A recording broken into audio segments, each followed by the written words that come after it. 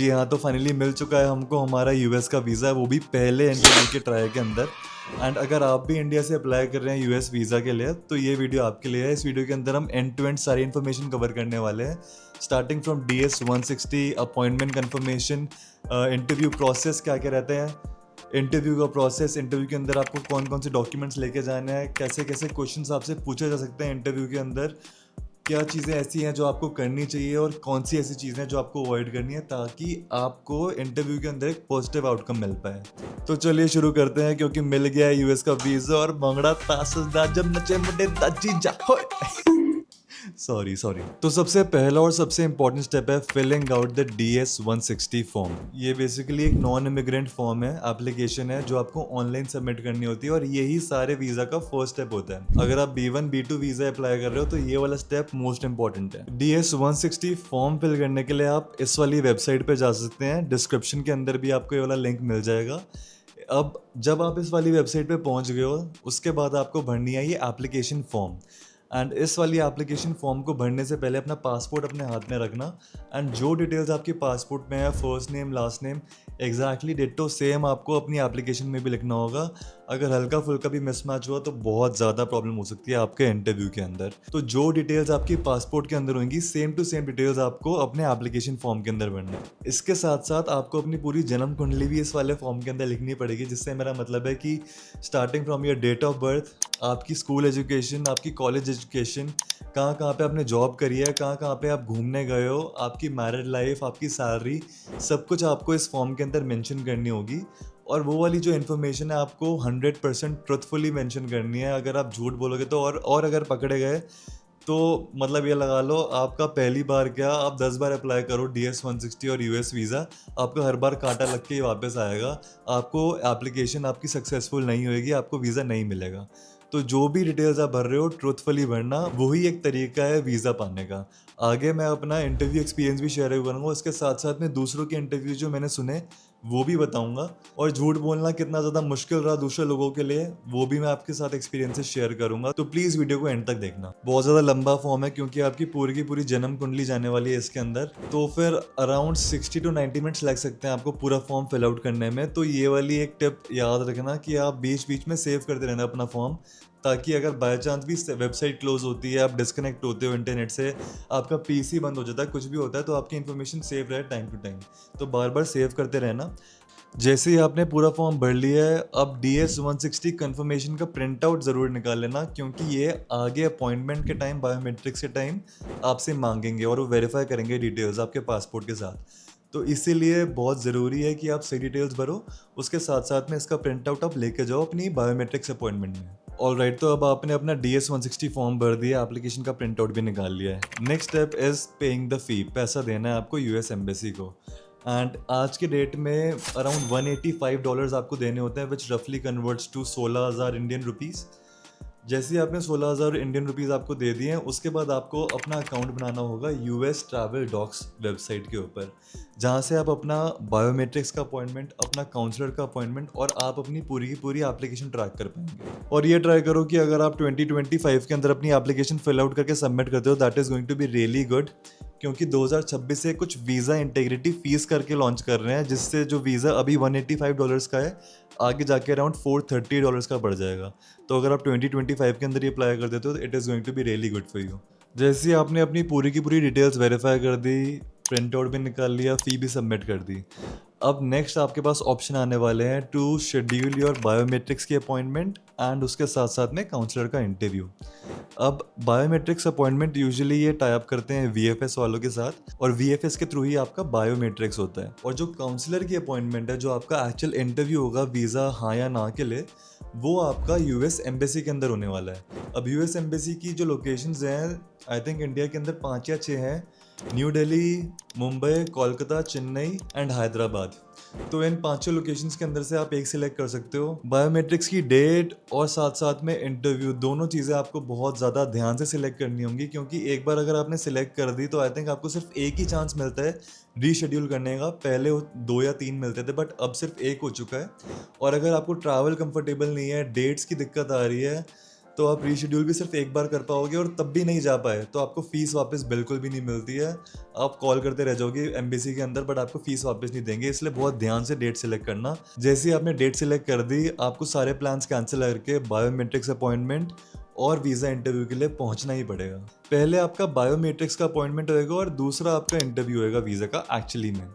अब जिस दिन आपका बायोमेट्रिक्स अपॉइंटमेंट है उस दिन आपको 3 डॉक्यूमेंट्स लेके जाने हैं। सबसे पहला अपना पासपोर्ट, दूसरा ओएफसी की कंफर्मेशन और तीसरा DS 160 एप्लीकेशन फॉर्म का प्रिंट आउट जो हमने पहले निकाला था। जैसे आप बायोमेट्रिक्स के लिए जाते हैं वीएफएस के ऑफिस, तो वहाँ पे आपको मल्टीपल टाइम्स लाइन में लगना पड़ेगा। सबसे पहली लाइन रहती है जहाँ पे आपकी डिटेल्स वेरीफाई होती हैं। जो भी आपका ग्रुप है, अगर आप सिंगल जा रहे हो तो आप अकेले, या फिर अगर आप ग्रुप में जा रहे हो, कपल जा रहे हो, तो आप 2 या 3 बंदे साथ में रहेंगे एंड वो आपकी डिटेल्स चेक करेंगे। तो बेसिकली जो आपने DS 160 प्रिंट आउट निकाला था, आपकी डिटेल्स को टैली करेंगे आपके पासपोर्ट के साथ। एंड ये अगर आप सिंगल हो तो सिर्फ आपके लिए होएगा, और अगर आप ग्रुप में जा रहे हो, कपल जा रहे हो, तो सारे जितने भी मेंबर्स है आपके ग्रुप के अंदर सबके लिए होगा। जैसे ही डिटेल्स टैली हो चुकी हैं, वो आपको नेक्स्ट स्टेप के लिए भेजेंगे, जो कि है सिक्योरिटी चेकिंग और फ्रिस्किंग। जैसे ही आपका सिक्योरिटी चेक हो गया, जैसे ही आपकी फ्रिस्किंग होगी, आप फिर से एक लाइन में लगते हो जहाँ पे आप अपना OFC कंफर्मेशन दिखाते हो, और वो चेक करते हैं कि आपकी डिटेल्स वेरीफाई हो चुकी है नहीं हो चुकी हैं।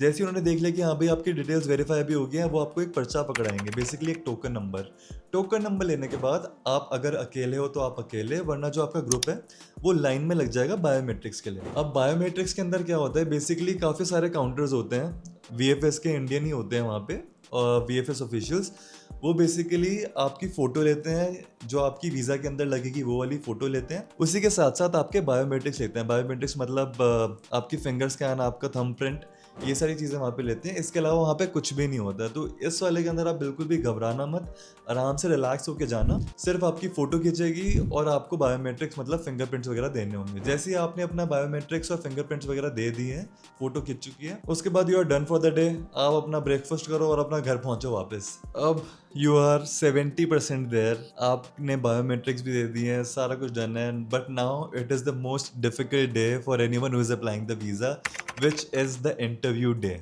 और इस दिन की मतलब इतनी ज़्यादा हुआ बना रखा है इन्होंने कि आपको टेंशन रहती है लिटरली कि जैसे कोई एग्जाम देने जा रहे हो। बट अगर आपने डिटेल सारी की सारी सही भरी है ना, तो आप बिल्कुल भी घबराना मत, आपका वीज़ा पक्का से अप्रूव होके ही आएगा। मैं इसका पूरा का पूरा आपको स्टेप्स बताता हूँ, पूरा प्रोसेस समझाता हूँ कि होता क्या है इंटरव्यू के टाइम पे। तो ये जो इंटरव्यू रहता है ना, वो US एम्बेसी में होता है। तो US एम्बेसी नई दिल्ली वाली गया था मैं, चाणक्यपुरी। अगर आप अपनी गाड़ी से जा रहे हैं तो आपको NDMC कार पार्किंग के अंदर अपनी गाड़ी पार्क करनी पड़ेगी। अगर आप कैब से जा रहे हैं, ऑटो से जा रहे हैं, तो इस बात का ध्यान रखना कि आप वहाँ पे कोई भी इलेक्ट्रॉनिक आइटम नहीं लेके जा सकते हैं। ना आप फ़ोन लेके जा पाओगे, ना आप कोई अपना घड़ी लेके जा पाओगे, इलेक्ट्रॉनिक स्मार्ट वॉच, मतलब कोई भी इलेक्ट्रॉनिक्स आप लेके जा ही नहीं सकते हैं अंदर। तो इस बात का ध्यान रखना कि आप कैश लेके जाएं, UPI ट्रांजैक्शंस नहीं हो पाएंगी। एंड अगर आपके पास ड्राइवर है तो आप फ़ोन अपना गाड़ी में रखिए ड्राइवर के पास, एंड खुद जाइए आप इंटरव्यू देने के लिए। अब बात आती है डॉक्यूमेंट्स की, कि आपको डॉक्यूमेंट्स क्या क्या लेके जाने हैं जब आपका इंटरव्यू है। तो बेसिकली आपको 4 चीज़ें लेके जानी है, और उसमें से 3 तो बहुत इंपॉर्टेंट है, बट चौथी इज़ गुड टू हैव। तो सबसे पहले अपना पासपोर्ट ओरिजिनल, ये आपको लेके जाना है। सेकेंडली आपको OFC की कंफर्मेशन, ये लेके जानी है। तीसरा DS 160 का प्रिंट आउट, जो कि बहुत ज़्यादा इंपॉर्टेंट है, ये आपको लेके जाना ही जाना है। चौथा is good to have, which is the US size photos. 2 print out करवा लेना, इनकी स्पेसिफिकेशंस मैं स्क्रीन पर डाल दूंगा। उस स्पेसिफिकेशन की आप 2 फोटोज ले जाओ, इवन तो ये मांगी नहीं जाती है, but these are good to have. इसके अलावा कुछ भी लेके जाने की ज़रूरत नहीं है। मैं देख रहा था, मैं खुद भी इनफैक्ट बंडल भर भर के डॉक्यूमेंट्स लेके गया था, लोग पूरा झोला भर भर के डॉक्यूमेंट्स लेके आए थे, बट इसकी बिल्कुल भी ज़रूरत नहीं है। This is just waste of paper which can be totally avoided. अब बात करते हैं उस दिन एक्चुअली में होता क्या है। मैं अपनी स्टोरी बताता हूँ, उससे आपको काफ़ी ज़्यादा गाइडेंस मिल जाएगी। तो हम गए थे अपनी गाड़ी पे, गाड़ी हमने पार्क करी नियरेस्ट NDMC की कार पार्किंग में, जहाँ से अराउंड 10 मिनट की वॉक है US एम्बेसी तक। बट वहाँ से टू एंड फ्रॉम ऑटो चलते रहते हैं, आपको बिल्कुल भी दिक्कत नहीं होगी। 50 रुपये लेते हैं ऑटो वाले, आपको US एम्बेसी के गेट पे उतार देंगे। जैसे ही आप US एम्बेसी के गेट पे पहुँचे, बेसिकली वहाँ पे जिस दिन मैं गया था, लिटरली वहाँ पे 400 से 500 बंदा खड़ा हुआ था। कुछ बंदे ऐसे थे जिनका एक्चुअली में खुद का इंटरव्यू था, बट हमारे जैसे होता है ना कि एक का इंटरव्यू है, बाकी सारे सपोर्ट देने के लिए आए हैं, वैसे भी बंदे बहुत सारे बाहर खड़े हुए थे। तो भीड़ बहुत ज़्यादा रहती है वहाँ पे। एंड सब मतलब दिन में, ऑटो वाले भैया बता रहे थे कि 400 से 500 बंदा दिन में इंटरव्यू देता है वहाँ पे, सोचो। अब बेसिकली क्या रहता है, वहाँ पे लाइन लगी रहती है सिक्योरिटी की, एंड वहाँ पे बेसिकली जो सिक्योरिटी पर्सन है वो बार बार बोलते रहते हैं अब जो भी 8:30 बजे वाले जितने भी अपॉइंटमेंट किए हैं वो आ जाओ, नेक्स्ट 8:30 टू 9 o'clock तक जिसकी है वो आ जाओ, फिर 8:30 टू 9:30 जिसकी है वो जाओ, 8:30 टू 10 o'clock तक जिसकी अपॉइंटमेंट है वो आ जाओ। तो बेसिकली अगर आप 15-20 मिनट 30 मिनट्स लेट भी होते हो तब भी कोई टेंशन वाली बात नहीं है, घबराना मत कि मैं बहुत ज़्यादा लेट हो गया अब क्या होएगा। अगर आप 15-20 मिनट लेट भी पहुंच रहे हो तो आपको लाइन में लगने देते हैं विदाउट एनी क्वेश्चंस आस्क्ड। हमारी अपॉइंटमेंट थी आई थिंक 9 बजे की एंड हम 8:45 वहाँ पे पहुंच गए थे। तो हम 15 मिनट वेट करते हैं एंड अराउंड 9 o'clock वो बोलते हैं कि जितने भी 8:30 टू 9 वाले जितने भी बंदे हैं वो लाइन में लग जाओ। अब लाइन में जैसे ही लगते हैं हम वहाँ पे बेसिकली क्या रहता है कि एक एक करके फ्रिस्किंग होती है, सिक्योरिटी चेक होता है, लड़कियों की लाइन अलग रहती है, लड़कों की लाइन अलग रहती है। मेरे साथ मेरी मदर और मेरी वाइफ थी, वो लेडीज़ वाली क्यू के अंदर थी, मैं दूसरी क्यू के अंदर था जेंट्स की। एंड फ्रिस्किंग के बाद हम आगे चलते हैं, अंदर घुसते हैं। जैसे ही ये वाली क्यू पार करी आपने उसके बाद सेकंड एक और क्यू लगती है which is again for 15-20 minutes. उसके अंदर वो देखते हैं कि आप अपना पासपोर्ट लेके आए हो नहीं आए हो, और वो बेसिकली चेक करते हैं कि आपके पासपोर्ट नंबर के हिसाब से उनके रिकॉर्ड्स में भी अपॉइंटमेंट शो हो रही है नहीं हो रही है, आप ऐसे ही मुंह उठा के तो नहीं आ गए हो। बट ये सारी जितने भी प्रोसेस हो रहे हैं ना, जितनी भी लाइनें लग रही हैं, ये अभी तक यूएस एम्बेसी के बाहर ही है, अभी तक हम यूएस एम्बेसी के अंदर गए नहीं है। बट जैसे ही आपका पासपोर्ट स्कैन हो गया ना, now what happens is now you enter the US embassy. और यूएस एम्बेसी के अंदर जब आप एंटर करते हो फिर से प्रॉपर थॉरो चेकिंग होती है। आपकी बेल्ट उतरवाते हैं, कोई भी लेदर आइटम है वो उतरवाते हैं, कोई भी मेटालिक आइटम है वो आपको डब्बे में, जैसे एयरपोर्ट के अंदर सिक्योरिटी चेकिंग होती है ना, लिटरली वैसे ही आपको पूरा थॉरो चेकिंग करती है। आप स्कैनर के अंदर से निकलते हो और उसके बाद बेसिकली क्या होता है, now you are into the embassy. आप एंटर करते हो जैसे एम्बेसी के अंदर, दिल्ली एम्बेसी की बात कर रहा हूँ, not sure about the other places. वहाँ पे लंबी लंबी बेसिकली 6 से 7 रोज होती हैं चेयर्स की, और एक रो के अंदर अराउंड 25 बंदा बैठ सकता है। तो अराउंड 100 बंदे एक बारी में उस वाली एरिया के अंदर बैठ सकते हैं। और वो बेसिकली 2-2 रोज करके अंदर भेजते हैं, जहाँ पे एक्चुअली में इंटरव्यू होता है वहाँ पे वो 2-2 करके भेजते हैं। अब बेसिकली क्या हो रहा है कि जैसे ही हमारा नंबर आता है तो अराउंड 50 बंदे अंदर जाते हैं। अब बेसिकली वो प्रॉपर बिल्डिंग है जहाँ पे यूएस एम्बेसी के बंदे बैठते हैं। तो यहाँ तक बेसिकली सिक्योरिटी गार्ड्स वगैरह, but now we have entered into the embassy. अब एम्बेसी के अंदर घुस के वो एक बेसिकली रूम टाइप बना दिया है उन्होंने, वहाँ पे ग्लास वॉल्स हैं एंड 50 बंदे खड़े हुए हैं लाइन लगा के। 5 लाइन लगती है 10-10 बंदों की, और वो खड़े हुए हैं लाइन लगा के।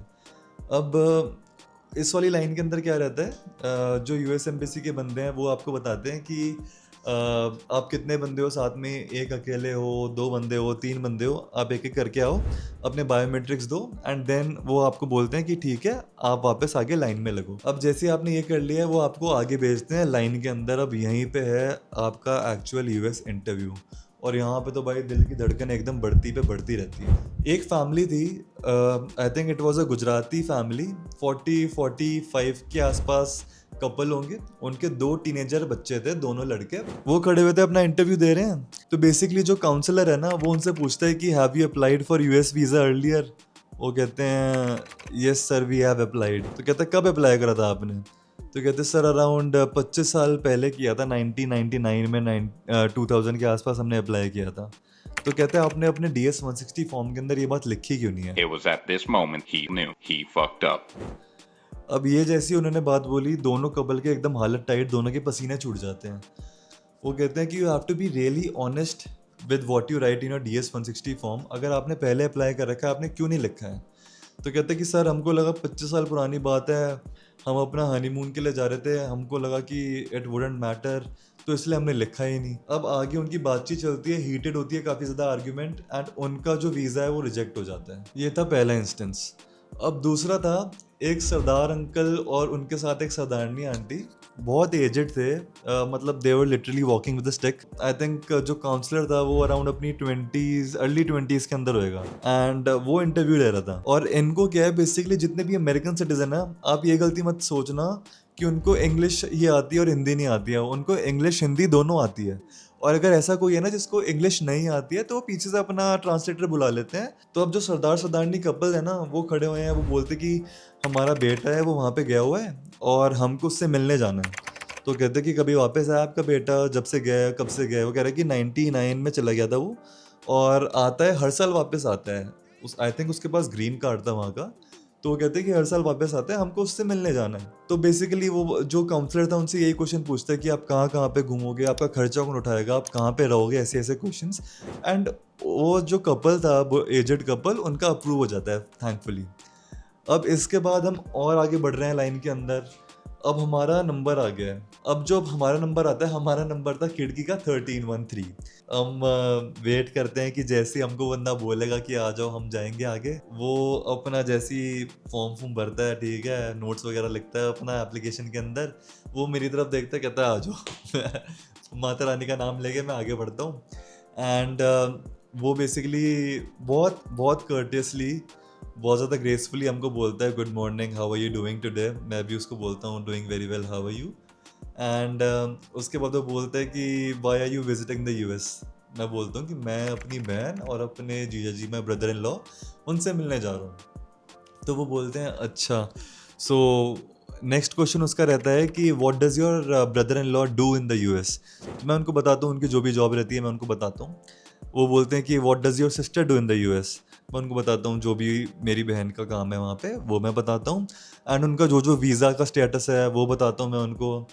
और उसके बाद वो बेसिकली मुझसे पूछते हैं कि व्हाट डू यू डू। तो मैं उसको अपनी जॉब के बारे में बताता हूँ that I work as a data scientist in फलाना कंपनी। नेक्स्ट वो मेरी वाइफ से खुद ही पूछता है कि ma'am what do you do. And मेरी वाइफ बताती है that I am a manager in फलाना कंपनी। एंड उसके बाद वो खुद ही बोल देता है कि and your mother she as a construction material का बिजनेस, राइट।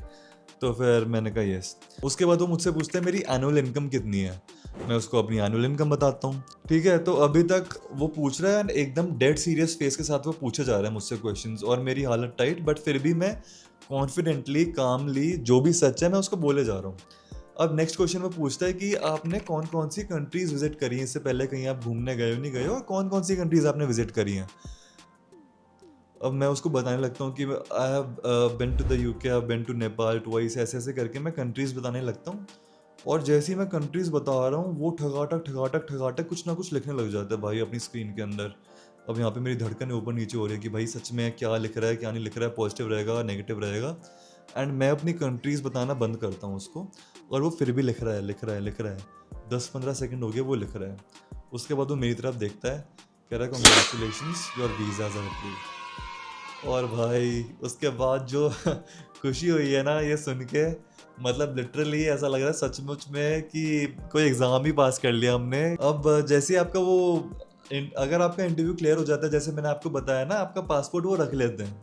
आपका पासपोर्ट रख लिया है, मतलब आपका वीज़ा ग्रांटेड है। आपके पास आपके घर के अंदर आ जाएगा आपका पासपोर्ट वापस 3 से 4 दिन के अंदर, मैक्सिमम बिजनेस डेज बता रहा हूँ मैं। तो पहले आप किसी और को भेज के उसको एक लेटर दे दो, उसको अपना आधार कार्ड दे दो, पासपोर्ट की फोटोकॉपी वगैरह दे दो, एंड वो आपके बिहाफ पे आपका पासपोर्ट कलेक्ट कर लेगा। बट अब इसके ऊपर लग गया है कांटा, पासपोर्ट खुद जाके कलेक्ट करना है तो आपको खुद ही जाना पड़ेगा, कोई और आपके बिहाफ पे पासपोर्ट कलेक्ट नहीं कर सकता। दूसरा ऑप्शन जो है, जो थोड़ा कन्वीनियंट है but it is costly, that is getting the passport home delivered. तो आप बेसिकली ये यूएस ट्रैवल डॉक्स पे जब जाते हो ना, इंटरव्यू से एक दिन पहले तक, जब आपका इंटरव्यू है, मान लो आपका इंटरव्यू है 20 सितंबर को, तो 19 सितंबर रात 12 बजे तक आप ये फैसिलिटी अवेल कर सकते हो, जिसके अंदर बेसिकली आप क्या कर सकते हो, वहाँ पे जाके एक सेक्शन रहता है, how do you get your passports back, उसके अंदर आप सिलेक्ट कर लो प्रीमियम होम डिलीवरी करके रहता है। उसके अंदर वो बेसिकली आपका एड्रेस पूछते हैं कि कौन से एड्रेस पे डिलीवर करवाना है। ज़रूरी नहीं है जो आपके पासपोर्ट पे है उसी एड्रेस पे डिलीवर हो, कोई भी आप एड्रेस लिखोगे। उनका जो कुरियर पार्टनर है, पहले ब्लू डार्ट होता था बट अब आई थिंक मारुति है, तो इसके थ्रू आपके घर पे पहुंच जाएगा। जैसे ही आपके घर पे आ गया पासपोर्ट, तब आपको 1200 रुपये देने हैं उसको, और आपको आपका पासपोर्ट वीज़ा स्टिकर के साथ मिल जाएगा।